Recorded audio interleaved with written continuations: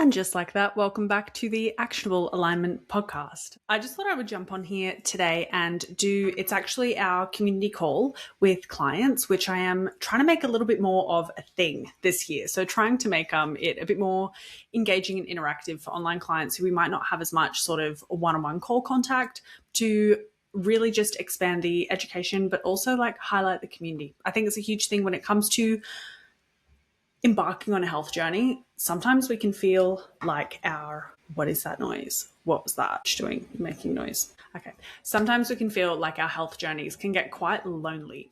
And so that's where my goal with our community calls, which every Saturday, 9:15 a.m. For 30 to 45 minutes. The goal is that we can bring in a little bit of education and also just bring it in, period. Like virtual hug.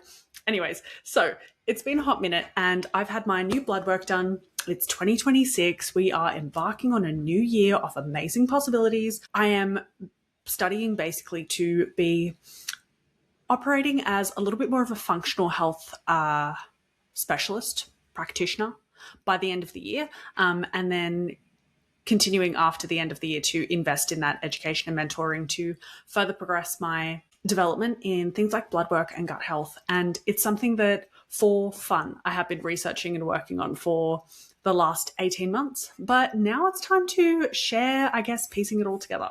Now, I want to say, as we get started, this is actually part 2 of a 2-part heavy metals, estrogens, and detox protocol that I'm running for myself, which is basically a 3-month cleanup protocol after the year that was, after the liver burden on my body from depleted states, prep, but then also just in general, when we're feeling congested, feeling foggy, check something, like something might be up. And I think it's really cool. I'm going to highlight today the difference between normative ranges, functional ranges, and then where my range is stacked up, because oftentimes we'll go to the doctor and the doctor will look at our bloods and say, listen, everything's in the normal range, chill. The cool thing about optimal or functional ranges is they're typically derived with a smaller sort of leeway.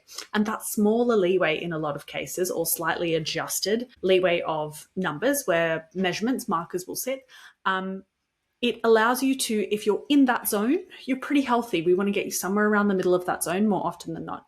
But if you're outside of that zone, but in the normative ranges, you're drifting towards probably not feeling the best, probably feeling quite unhealthy. And then, of course, if you're out of the normative ranges, then you're in the bin. So we want to, again, highlight that normative ranges are typically assessed with bloods around the people who get their bloods assessed. And there are far more people who go and get blood work done when they're not really feeling crash hot and they're not trying to get their blood work done to optimize their life and be a part of the people who just thrive and feel their best 100% every day. A lot of people just want to feel better than they currently do. Then there's a little bit of the population, 5 or 10%, probably maybe even 2%, it's probably far less than 5, who are chasing feeling their absolute best, who are chasing optimizing and chasing a beautiful sort of regulation of waking up every day energized and being able to absorb the nutrients from your food, being able to wake up and not have to put eye drops in every day, which is something, guys, I confess, I've been doing that for the last 12 months. So pretty much the entire prep and my last prep. And it's quite a common theme where my eyes get really dry and they've been quite yellow tinged since after my last prep. And so yellow tinge in the whites of your eyes can be a sign of poor sort of liver clearance. Now, it's important to note, I called this a detox. A detox is probably a bit of a silly word to use. I understand where I'm like not using that language anymore, whatever. But in terms of a detox, can you guys also tell I have a ball? For those watching who you're probably going to want to watch this on a video, because I will share my screen in a bit. But in terms of a detox, it might be a little bit of a silly word, but I want you to understand that through the skin liver axis, okay, everything that you wipe with your spray and wipe, okay, every bit of perfume you spray on your body, your skin is your largest organ and it absorbs a lot. And I don't know about you, but smelling like a Bahama breeze, okay, as much as it's absolutely stunning, I absolutely love that smell in particular, it is probably not the best for your skin to be dumping that body butter on each day if it's packed full of chemicals and you're noticing and suffering some clearance issues. Clearance issues can look like poor digestion, bloating with each meal. It can look like poor skin. It can look like yellows of your eyes. And it can further progress down the line to greater dysfunction. You know, think of sort of just body shutting down, not doing what we want it to do. We got hair falling out, we got nails breaking everywhere, skin cracking, all of that. And that is what I want to piece together today. I'm going to share my protocol that I'm running through, the steps I'm personally taking. And before we continue, I want to have a disclaimer that this is, of course, an educational video, and by no means am I or I am strength held liable if you do decide to partake in any sort of detox regime. So getting down to business, or any health and fitness regime for that matter, like my hands are clean.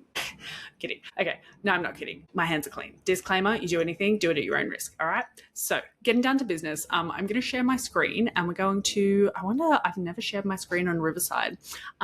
I also got this really cute light. I'm going to move and hopefully, so super cute. It's actually got zero blue light, zero flicker. So really nice to be using because I'll probably be doing some more work throughout the evenings or a little bit later. And it also has so many settings. So it's got our little sort of lightsaber setting for nighttime. And then of course we've got daytime. But so we've got some cool lighting going on as well for the check-ins that I have been filming for the better part of the last maybe 6 or 9 months. And it looks like I'm filming from a dungeon once the sun starts to go down. So my poor clients. So thanks guys for holding on with the poor, I wouldn't say poor camera quality, but the poor lighting as the evening hits, where you can tell it's like, okay, so he's tired. She usually is not on the computer when the sun goes down.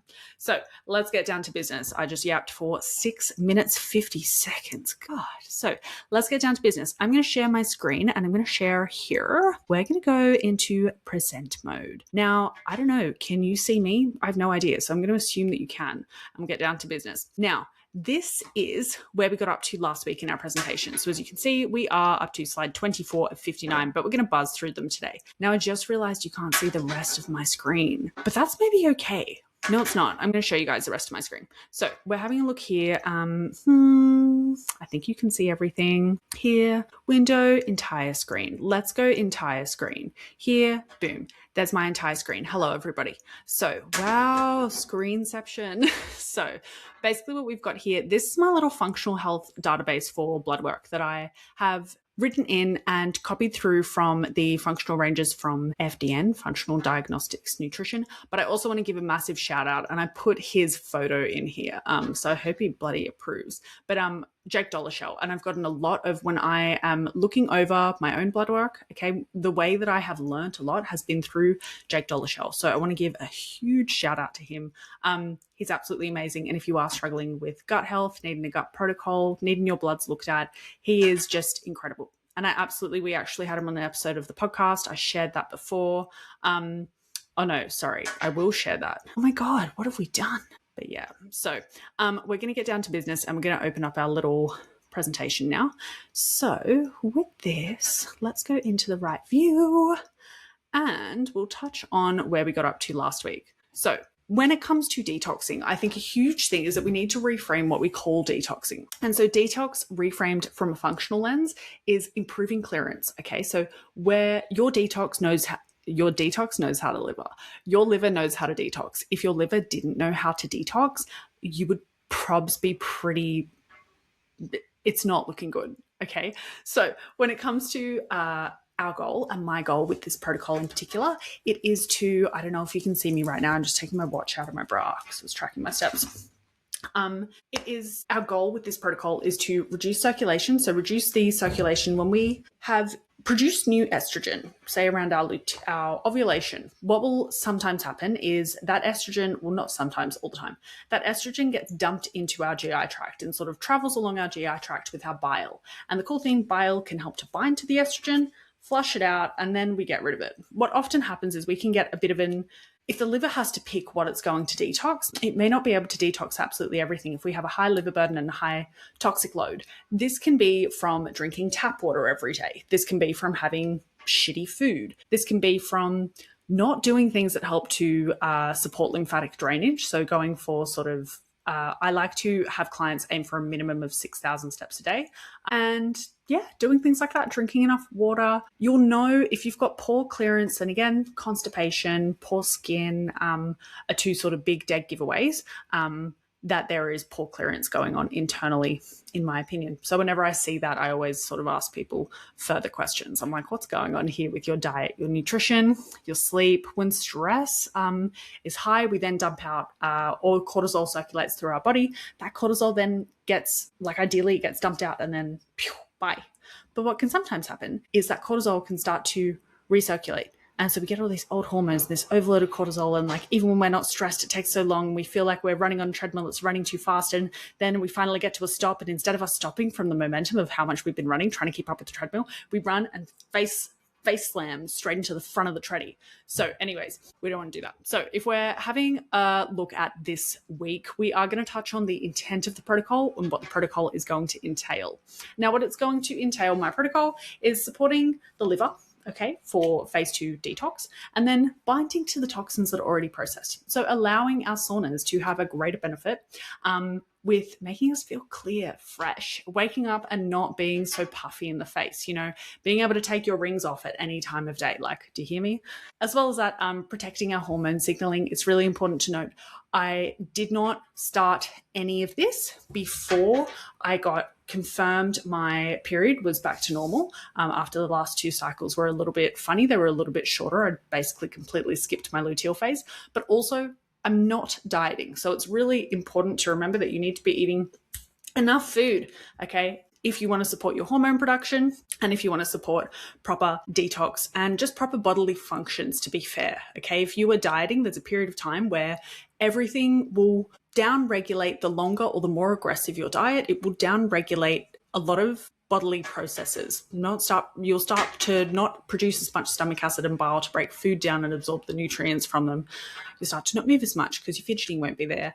Your NEAT, that's your non-exercise activity thermogenesis. But basically, our goal is to nourish our body while we're going through this process. So while we're reverse dieting, which is what I'm doing now, we are avoiding depletion. So we're going to be feeling greater and better every day.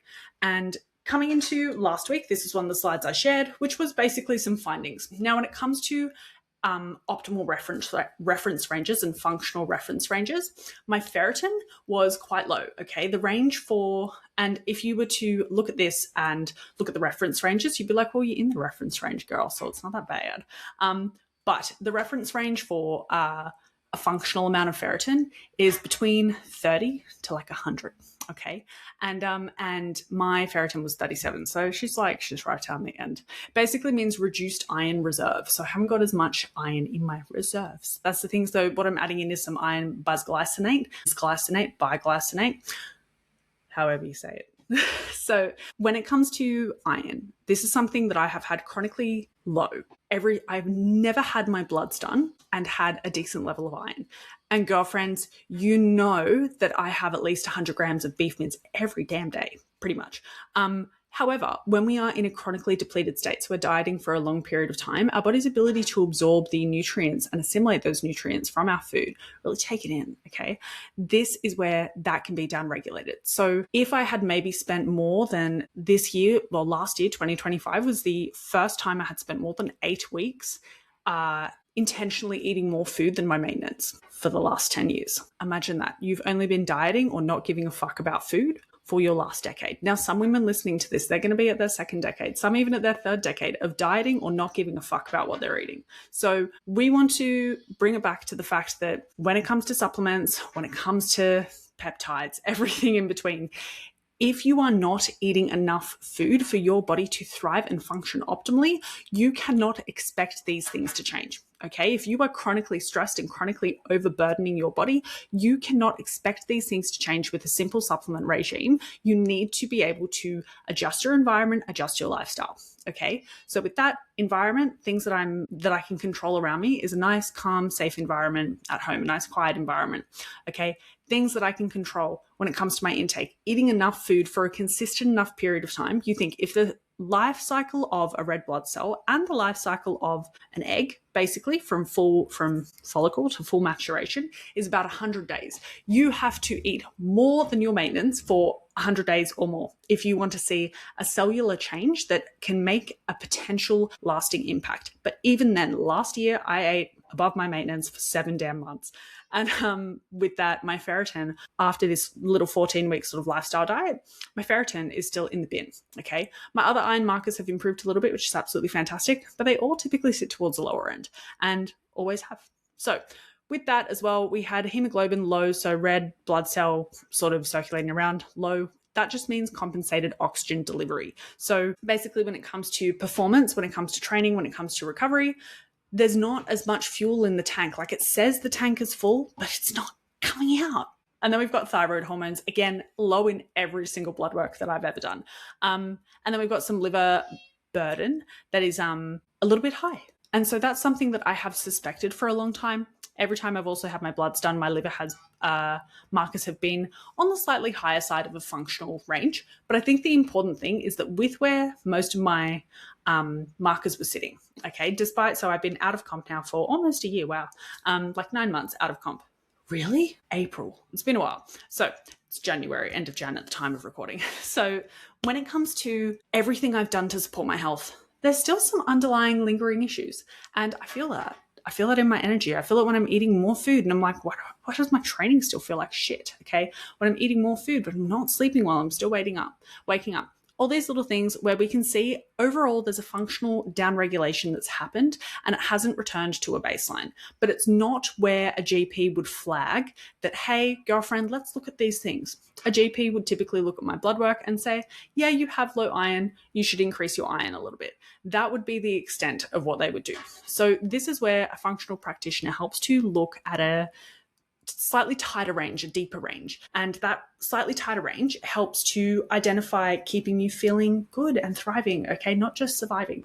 And this, guys, is what I have been doing research in my spare time over the last 18 months, but am officially in my mentorship to become a lot more well-versed in functional blood work, gut health protocols, and nutrition.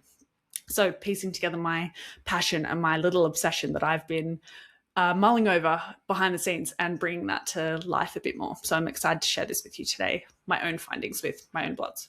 So basically here you'll see on the screen that we have our liver markers, and this is our normative ranges. So we can see here we've got total protein 60 to 80, we've got albumin 35 to 50, globulin 23 to 39, AST 5 to 30, ALT 5 to 35, GT 5 to 35, ALP 65 to 100, and bilirubin 3 to 20.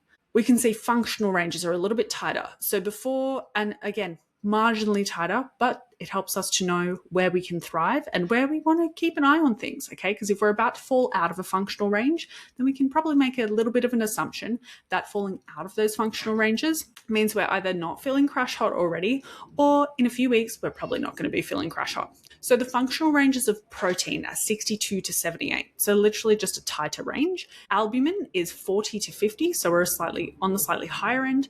Globulin is 22 to 28. So on the slightly lower end of the normative ranges. In fact, the normative half of the ranges. With AST, it's 5 to 30. So it's quite a wide range. That's 25 points. AST in functional ranges, 12 to 25, 13 points. LT 5 to 35, ALT in normative ranges. ALT in functional ranges is 9 to 23. So again, slightly smaller, okay? The margin is slightly smaller, okay? GGT 5 to 35 in normative, and in functional ranges 12 to 24. So a much tighter range, okay? We have a 12 point instead of a 30 point margin. And then ALP is pretty much the same, and bilirubin is 3 to 20 in normative ranges, and bilirubin in functional is 5 to 13. So again, a much smaller range. Now my markers. Total protein, I'm hanging around the sort of middle upper echelon of total proteins. That's okay. Albumin, I'm towards the lower end of the functional range. Globulin, I'm outside on the higher end of the functional range. ST, I'm at the very top of the functional range. LT, I'm outside and over the functional range, and I'm in the normative range, I'm just towards the very top of the normative range. With GGT, I'm pretty much in the middle, so that's towards the lower end of the functional range, in the middle of the normative.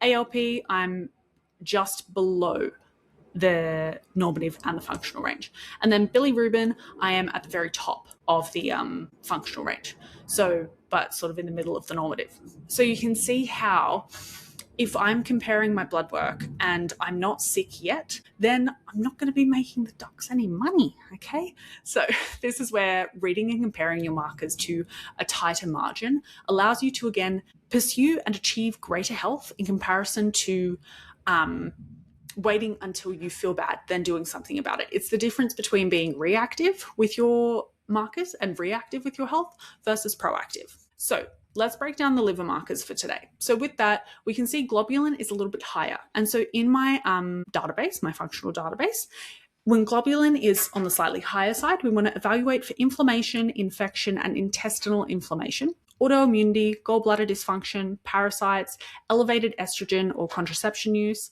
and low serotonin symptoms. AST being high means assess other liver enzymes and context for liver damage, infection, alcohol use, recent intense exercise, and hypothyroidism. And then ALT is slightly high. So evaluate for liver damage, viral infection, fatty liver, biliary issues, pancreatitis, and excessive muscle breakdown. And then it says to correlate that with AST, GGT, and ALP, and triglycerides. Bilirubin being slightly higher means rule out increased red cell breakdown. Now, didn't you see my red cell count was a bit low? Gilbert syndrome, bile duct obstruction, SIBO, and which is small intestinal bacterial overgrowth, and liver or gallbladder dysfunction. Correlate high bilirubin with AST, ALT, GGT, ALP, and consider direct versus indirect fractions, okay? So piecing all of this together, again, for the normative ranges, it's not something you would really flag. You'd be like, well, you train, you eat protein, sort of makes sense. But piecing it together, what we can see is that from a little bit of a functional interpretation, and I'd love to highlight that now, if you are a functional practitioner or practicing functional work, and you have any additional points or additional feedback or notes from me reading through this, I would love if you could please share them, because it helps to further my development. And yeah, it helps to teach me more, because this is what I've found with my blood work. And I want to highlight that again, being for fun and this being something that I'm super passionate about, my goal is to get better. So if there's anything that you hear that you were like, I don't agree, or I wouldn't worry about that, then please share it with me. I would love for you to share it with me via DM, via WhatsApp if you got my number. But yeah, and then just reach out to me there. So from my interpretation with this is high ALT and high AST, okay? Usually points to a liver that's being pushed by total load, but not necessarily damaged. The common contributors to this burden on the liver is chronic calorie deficits, high training volume without deloads, and poor sleep. Hello, prep. Alcohol and certain meds or supplements. When bilirubin trends high alongside ALT and AST, this leans more towards reduced clearance or congestion, okay, rather than a one-off bump from a single hard training session. So it's important when you get your blood work as well that you know that you want to be not training for at least 48 to 72 hours before that blood work is taken. Otherwise, your liver markers will be a little bit more elevated than what they may need to be, and it will create a bit of an inaccurate picture. So you definitely want to double check if you've trained the day before your blood work and your liver markers are all quite high. You just can't rule out that it is identical to just being training, and it's just not very accurate. Yeah, so I always like to leave 48 to 24 hours and obviously make sure it's not a super hard session either, in that if it's 48 hours. Now, this is where, again, with my liver markers, it points to reduced clearance and congestion over a one-off bump from a single hard training session. So again, I have an opportunity here to stay within my functional ranges and to get those numbers a little bit better, to look at recovery, gut and bile flow, not just my macros, okay? So with globulin running high, in the same sort of context, this pattern leans more toward chronic load on the liver immune interface rather than an acute spike again. So functionally, it reinforces the too much for too long story with gut, stress, immunity and recovery, rather than that one day sort of a blip. And so in the absence of the clinical red flags, the cluster reads back off the stresses and improve clearance. Okay, so we need to be supporting protein and carbs, prioritizing sleep, reducing alcohol, that's absolutely fine, and respecting planned deloads. This is so that we can assist the liver in pulling markers back down or back towards the middle of our ranges. So with our lifestyle protocol, let's get down to business. So the goal is to maintain adequate calorie intake at all times, to prioritize sufficient carbohydrates daily to support liver clearance, and to achieve one complete bowel movement daily. So we are chasing the middle of the Bristol chart, baby. and avoiding aggressive fasting, cleanses, or prolonged caloric restriction, and hydrating consistently across the day. So on that note, now the purpose of this is so we can maintain metabolic safety, because we have to know whenever we reduce our calories, what ends up happening is with that reduced caloric consumption, it basically sends to our body a sense of scarcity. There's not enough coming in. We need to start to preserve our energy instead of just keep shedding off the body fat. Okay. We also want to prevent hormone suppression. So by the end of my diet, my last 2 cycles, where was my luteal phase? My period came at day 20, like both times, day 19, then day 21. So we want to make sure that we are supporting the hormone function in the body and then supporting detox functions rather than stress responses. So I'm doing saunas, baby, but I'm not doing really long saunas. They're just between 15 to 25 minutes because otherwise I get a bit stressed. And so with that, I'm always more than welcome to jump out and jump in the cold. So if I got my little booking at recovery, then I'll do hot and cold. I typically won't stay in the hot for like more than 20 minutes. I'm not trying to out-heat anyone. So with that, it's 3 to 4 sauna sessions a week. So I'm just having them straight after my training. It's a big enough window from my last meal and taking the binder as well, which helps to obviously enhance detox pathways. So after the sauna, the goal is to shower as quick as possible to just remove the sweat-bound compounds, and then rehydrate with fluids and electrolytes, so a little bit of extra salt. And then again, if I have had a highly fatiguing day, avoid sauna use and sort of increasing stress there.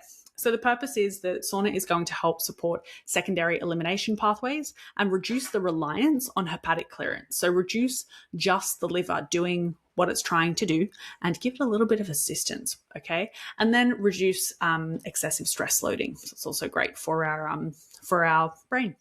Now, with our movement action protocol, so this is getting a daily walk in as early as possible after waiting, and this is to stimulate lymphatic flow and bowel movement. Okay, so we want to remember that toxins and old estrogens, that sort of a thing, or old hormones, they can be flushed out of our system via bile through our digestive tract. So our little walk helps to support that. Training structure is basically to maintain strength training, but keep volume moderate and intensity controlled. So I'm not trying to, if it's there, I'll push, but if it's not, then it's like, that's okay. We'll just hit that RP 8 for the session today.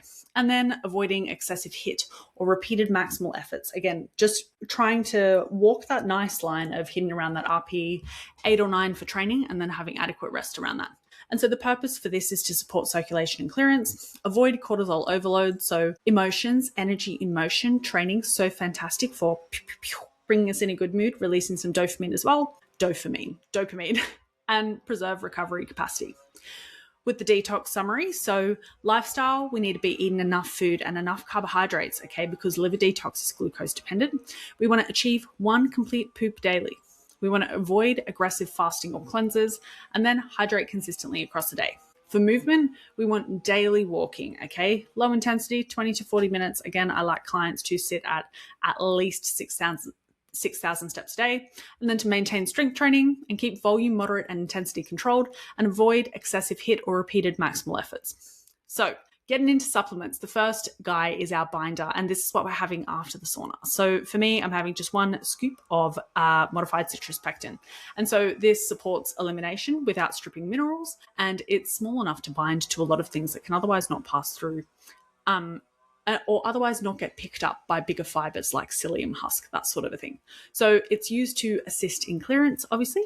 And then what we'll be doing is weeks 1 to 2, I'm just having 5 grams daily, so 1 scoop. And then weeks 3 to 12, I'm just upping that to 1 heaped scoop, so about 7.5 grams, okay? The goal with binders, you want to have it away from food, okay, and other supplements, okay? So 2 to 3 hours post-training, if that's the most appropriate time, or basically we want to keep it away from iron, minerals, medications, vitamins and minerals, that sort of thing. So we want to be at least 2 to 3 hours post-meal, okay, probably pushing that 3 hour to 4 hour mark post-meal. We want to be fasted. And then I'm having mine pretty much directly after the sauna, because what happens when we go into a sauna and it starts to get hot, okay? When it starts to get hot, our body releases these heat reactive proteins. And about 10-15 minutes after we get out of the sauna, or once those heat reactive proteins are released, our liver dumps out toxins. into our bile. Now, what happens if we don't have enough bile sort of running through our body, or we don't have enough sort of fiber and things to bind to the toxins, is they can get recirculated by something called enterohepatic recirculation, which is basically entero, inside, hepatic, liver, circulation, circulating. And I'd like to thank Strength of Sard / Zion for giving me that little bit of a reference, because it really helps to explain enterohepatic recirculation nice and well. But basically, if you're constipated, you'll be susceptible to recirculation of shit that's meant to be exiting your body. So an important thing is to just note more is not better. So we don't want to overbind because, again, if it sort of sticks around longer in our digestive tract than sort of passing through with the toxins and just moving its way along, it will start to bind to other things like vitamins and minerals and make it quite difficult for us to progress. Now, oh my God, my first gut protocol, I took my modified citrus pectin. Okay, so my first gut protocol, I took my modified citrus pectin in the morning upon waking and before sleep. Okay, and I took it with all of my other supplements. So it makes sense that my gut protocol didn't do everything it needed to do. Because girl, whatever I was taking in the morning, I was binding and goodbye. So, but we live and we learn. So next one is NAC. Now, NAC is something I'm taking in the morning, and this helps to support glutathione production. So basically acts as a bit of an antioxidant. So it buffers oxidative stress and the load that can be, again, oxidative stress on our body. Imagine it like the sick guy in the office. This is what I was saying last week. Sick guy in the office sneezes on 3 people around him, okay? Those 3 people then sneeze on the 3 people around them. Oxidative stress can spread, and that's the thing where it's sort of not just a localized stressor, but it is something that can spread through the body and cause systemic inflammation where we can just feel quite puffy and quite shit, to be quite frank. So NAC helps to improve processing capacity, but not toxin release. Okay? So it just helps to act to basically boost antioxidants function. So I'm having 1,000 milligrams daily just because it's the size of my little supplement pill thing, and I'm having that morning fasted with water. Okay, and if you notice a flat mood or nausea or histamine in the mornings, then you want to reduce that dose. Okay, so it's important to note that when it comes to supplements, throwing the kitchen sink at things is not necessary. Again, if you fix your environment, again, really big shout out to Alexander Sard, Strength of Sard, for this. But if you fixed your environment, you would resolve like 90% of your health issues. But a lot of us aren't wanting to quit our job, to leave that relationship, to change a few things in our environment that make a really big, impactful result, because we would rather carry on with our stress burdened over sort of stimulating life and be like, no, I'll just take another step to fix it. So I think it's really important to note that, again, supplements start at a lower end. Okay, if you haven't had them before and you don't know, work with someone who you trust, an allied health professional, or your GP if they're quite functional. And yeah. Now, next one is magnesium lysate glycinate. And so this supports nervous system regulation and supports bile flow and bowel regularity. So it's really cool. Magnesium glycinate helps to reduce cortisol as well, which is great, but basically helps us to recover, helps to support sleep, and helps to support muscle relaxation as well.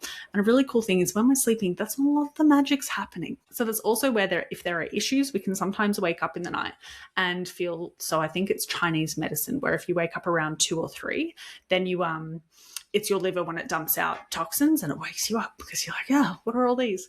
But yeah, so magnesium helps to support better sleep and muscle relaxation. I'm having 400 milligrams just before bed, but you can go 400 to 600 milligrams of magnesium daily if you were to partake in taking magnesium, and just see how you go. So if you split doses, which can be smart, this means that we can have a nice bowel regularity as well. But sometimes if we just, again, have a bucket load of magnesium right before bed, we can wake up in the morning and we got to go straight to the bathroom and it's not looking good. Okay, so it can be quite handy to, again, split between 2 doses, midday and then evening or before bed, and avoid taking the iron-rich meals. Yeah. Next is Saccharomyces boulardii. Now, if I had to have one favorite probiotic that I love taking, my skin, every time I take it, like I just can't. This is the one thing that, like, every time I have this and NAC, like a pimple does not exist. And so I've just started taking it again. Okay, so give me a break. But when it comes to Saccharomyces boulardii, this is probably my favorite all-rounder probiotic that I absolutely love. So with this, it reduces beta glucuronidase. It prevents estrogen reactivation and it protects gut during binder use. Okay, so beta glucuronidase, GUSB for short, is an enzyme primarily from gut bacteria that breaks down glucuronides, releasing conjugated toxins. So this glucuronidase, I can't say it, releasing toxins like estrogen, carcinogens, that sort of a thing, which, if you have heaps of barbecue meat, all that black stuff on the meat, all that char is carcinogenic.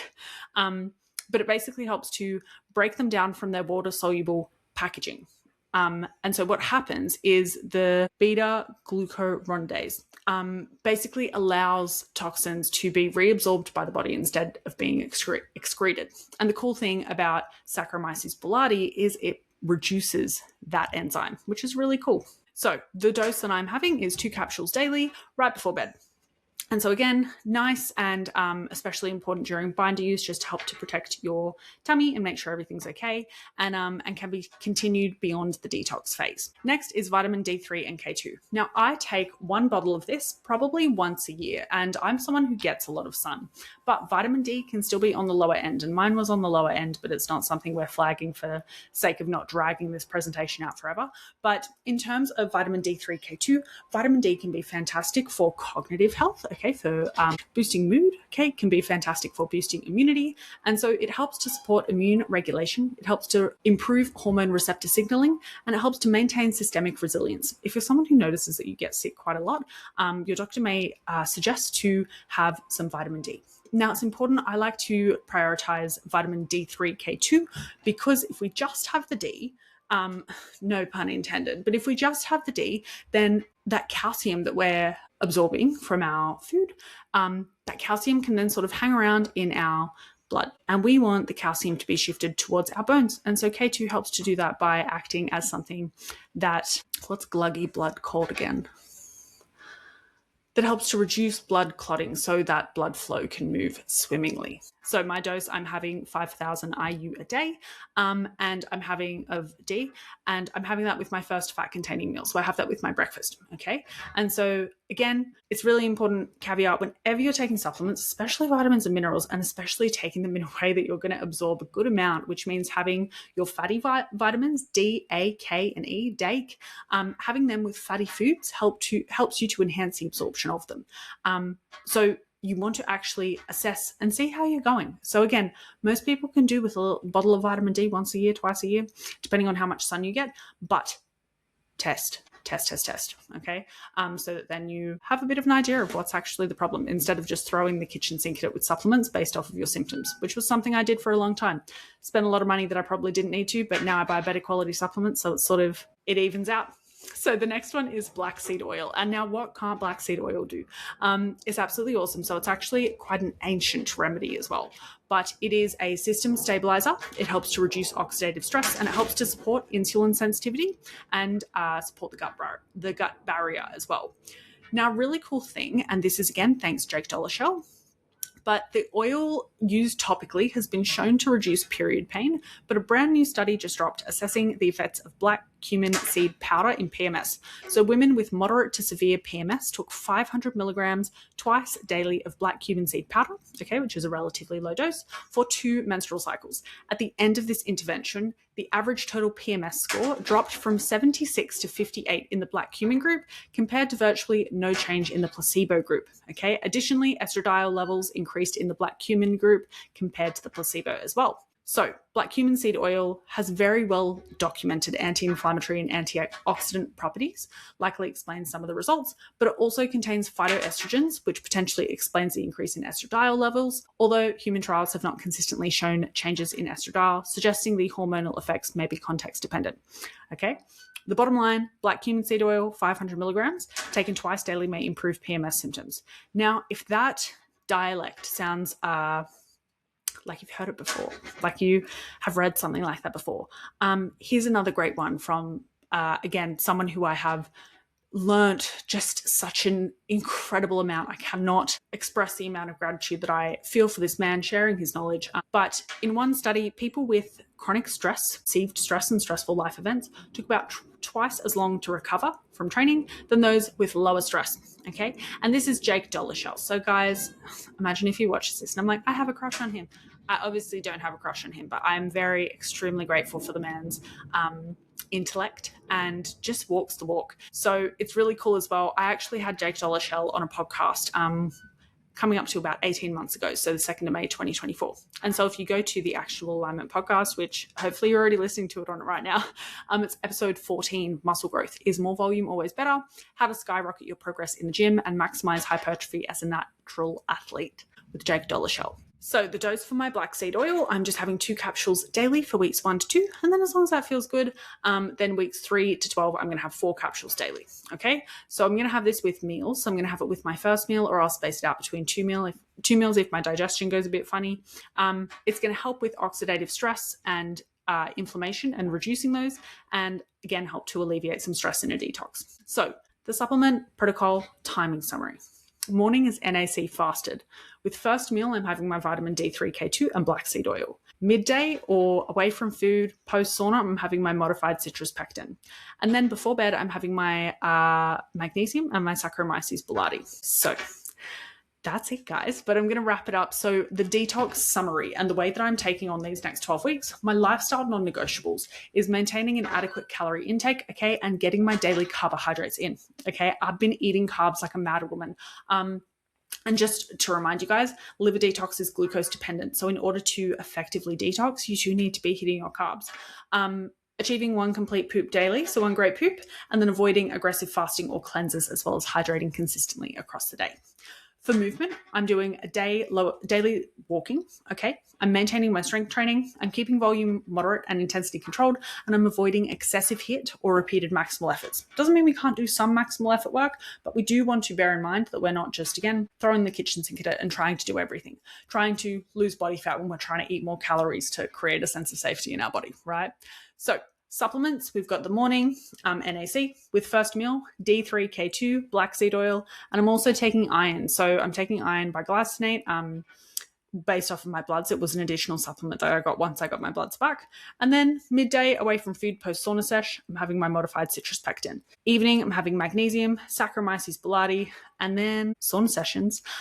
3 to 4 sessions per week, 15 to 25 minutes per session, showering immediately post sauna or as soon as possible, and then rehydrating with fluids or electrolytes, and skipping the sauna if I've had a high fatigue day or a low day.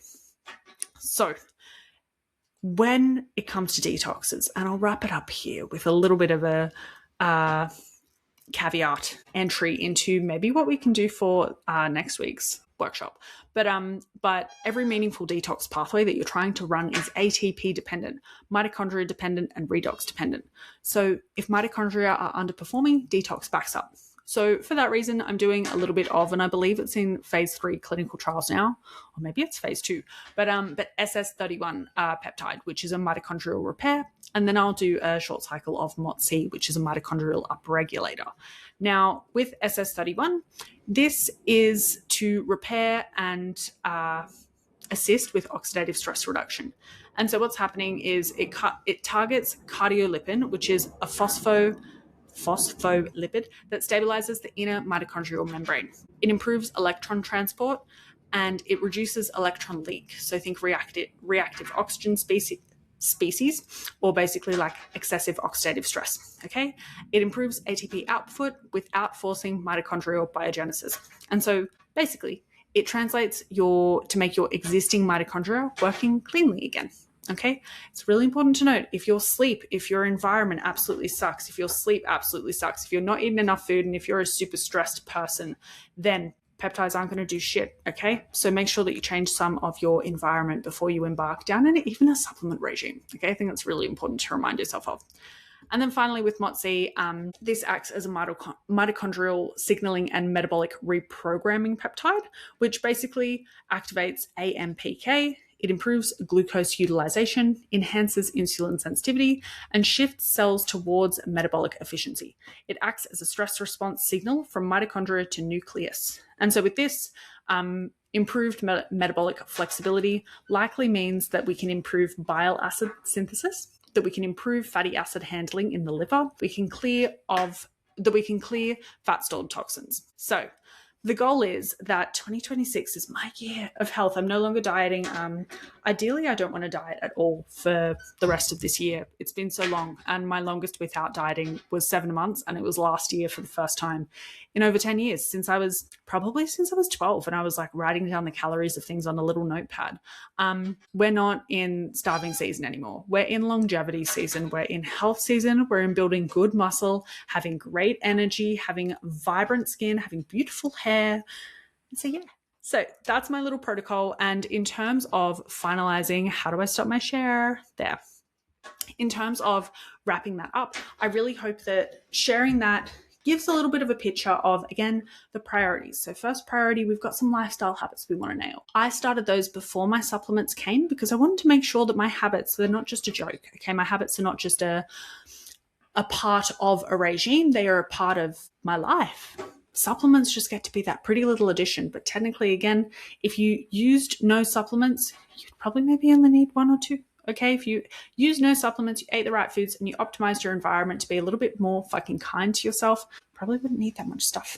Okay, so that's what I'm doing. And then my goal is to retest my bloods in 12 weeks and assess what the change is. So if you enjoyed that, please don't forget to like, share with someone as well. Send me a message if you listen to this. If you're a functional coach and you listen to this and you have feedback, I would love to hear it. And then other than that, I don't know if I'll catch you guys in the next episode. I will. I'll be kind. But yeah, who should we get on this year? I don't know. I'll chat to you guys soon. Bye.